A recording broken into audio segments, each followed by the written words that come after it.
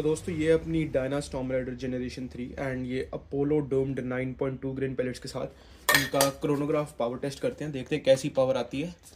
तो ये क्रोनोग्राफ में मीटर पर सेकंड में आएगा, फीट पर सेकंड में कन्वर्ट करके पावर बता दूंगा। तो 264.2 मीटर पर सेकंड।